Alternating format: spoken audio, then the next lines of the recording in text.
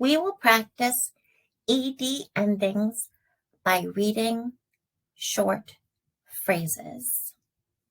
Listen and repeat.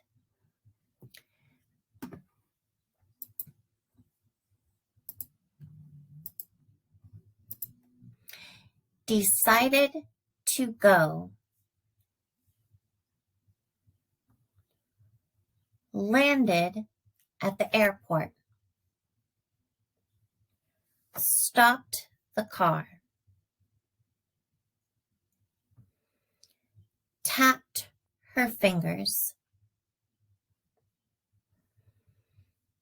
Hoped for.